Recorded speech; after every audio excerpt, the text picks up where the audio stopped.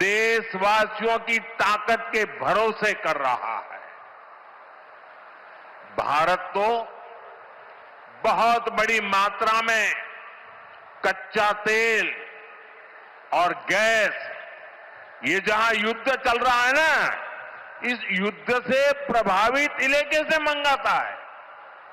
इसलिए सरकार हर वो कदम उठा रही है जिससे सामान्य परिवारों पर, हमारे किसान भाई बहनों पर इस संकट का बोझ न पड़े। साथियों, संकट के इस समय में भी भारत ने अपने तेज विकास को निरंतर जारी रखा है। मैं सिर्फ पश्चिमी उत्तर प्रदेश की ही बात करूं तो पिछले कुछ सप्ताह में ही ये चौथा बड़ा प्रोजेक्ट है जिसका शिलान्यास या लोकार्पण हुआ है।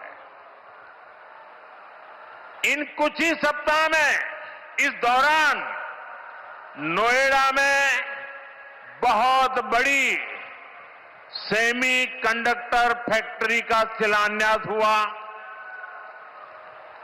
इसी कालखंड में देश की पहली दिल्ली मेरठ नमो भारत ट्रेन ने गति पकड़ी। इसी कालखंड में मेरठ मेट्रो का विस्तार किया गया और इतने कम समय में आज नोएडा इंटरनेशनल एयरपोर्ट का आप सबके हाथों से उद्घाटन भी हो गया। साथियों, ये सारे प्रोजेक्ट्स यूपी के विकास के लिए डबल इंजन सरकार के प्रयासों का शानदार उदाहरण है।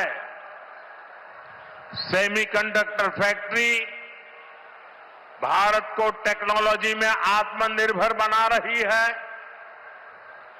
मेरठ मेट्रो और नमो भारत रेल तेज और स्मार्ट कनेक्टिविटी दे रही है और ये हमारा जेवर एयरपोर्ट पूरे उत्तर भारत को दुनिया से जोड़ रहा है। और आपने अभी वीडियो में देखा, ये ऐसा एयरपोर्ट बन रहा है, हर 2 मिनट में एक जहाज उड़ेगा, हर 2 मिनट में एक जहाज उड़ेगा। पहले सपा वालों ने नोएडा को अपनी लूट का एटीएम बना लिया था, लेकिन आज भाजपा सरकार में वही नोएडा यूपी के विकास का सशक्त इंजन बन रहा है। साथियों, जेवर का ये एयरपोर्ट डबल इंजन सरकार की कार्य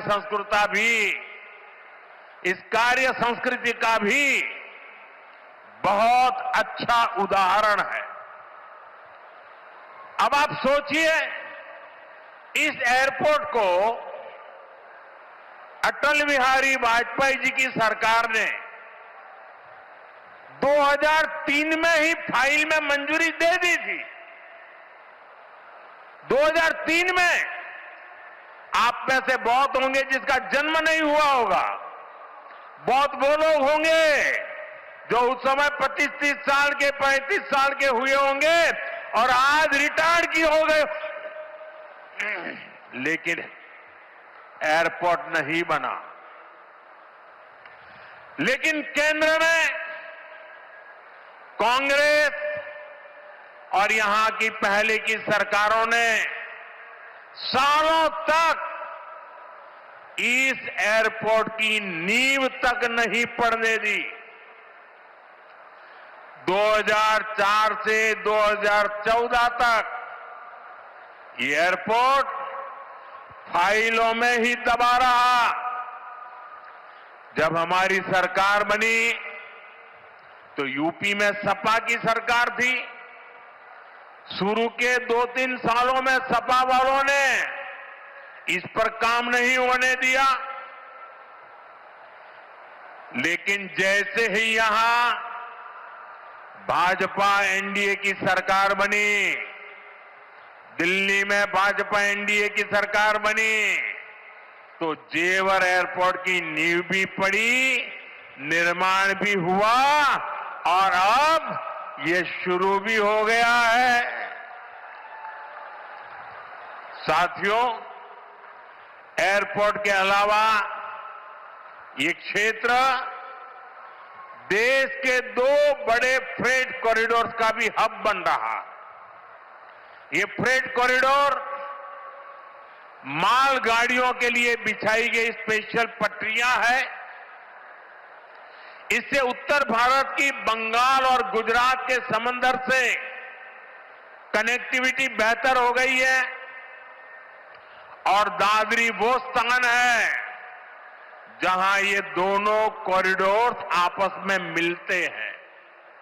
यानी यहां किसान जो उगाते हैं, यहां उद्योग जो कुछ बनाते हैं, वो जमीन से, हवाई मार्ग से दुनिया के कोने कोने तक तेजी से जा पाएगा।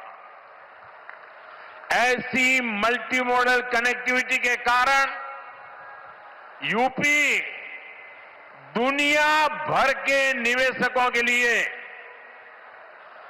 बहुत बड़ा आकर्षण बन रहा है। साथियों, जिस नोएडा को पहले अंधविश्वास के कारण अपने हाल पर छोड़ दिया गया था, कुर्सी जाने के डर से पहले के सत्ताधारी यहां आने से डरते थे।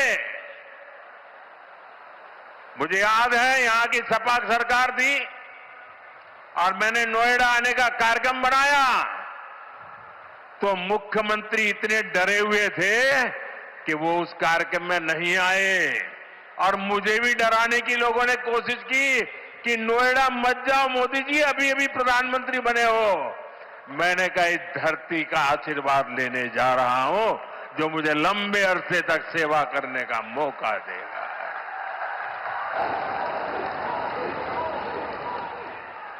आपके मोबाइल पर तुरंत आएगी ब्रेकिंग न्यूज। स्क्रीन पर सबसे पहले दिखेगी बड़ी खबर, देश दुनिया की हर खबर एक जगह। अब आपके मोबाइल पर तुरंत फटाफट इंस्टॉल कीजिए न्यूज नेशन ऐप और रखिए खुद को अपडेट।